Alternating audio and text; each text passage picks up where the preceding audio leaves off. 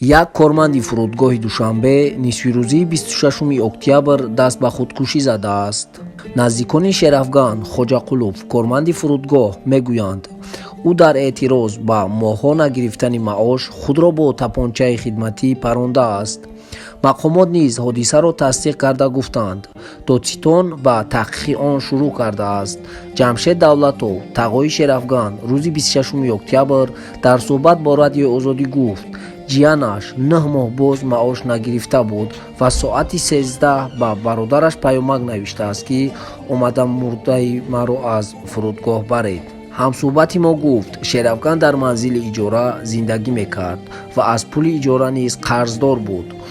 умед хоҷақулов бародари шерафган дар суҳбат бо радиои озодӣ гуфт, ӯ 14 000 сомонӣ ҳаққи истифодаи манзили иҷораро напардохта будааст ва соҳибхона аз ӯ талаб кардааст, ки хонаро холӣ кунад. ба гуфтаи бародари ӯ, шерафган баъди хизмати ҳарбӣ дар бахши бехатарии фурудгоҳ кор мекард, вале бо исрори бетакрорӣ ӯ роҳбарияти фурудгоҳ маошашро пардохт намекунанд.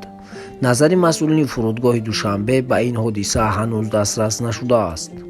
ҷасади шерафган хоҷақуловро ба бемористони ёрии таъҷилии душанбе оварданд ва наздиконаш гуфтанд, баъд аз ташхис ҷасадро ба онҳо медиҳанд.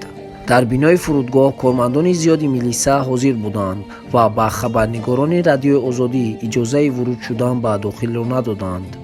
вазорати корҳои дохилии тоҷикистон рух додани чунин ҳодисаро тасдиқ карда гуфт, додситон бо таҳқиқи он шурӯъ кардааст. як ҳамсуҳбати мо, ки аз ҳодиса бохабар аст, гуфт, шерафган хоҷақулов рӯзи 26 октябр талаб кардааст, ки маоши 9 моҳаи ӯро пардохт кунанд, аммо вақте посухи рад мегирад, бо масъулини фурудгоҳ баҳс мекунад ва ба дилаш мепаронад. ин буд хабари имрӯза. ҳатман лайк монда ба канал обуна шавед. то видеоҳои оянда дар паноҳи худо бошед.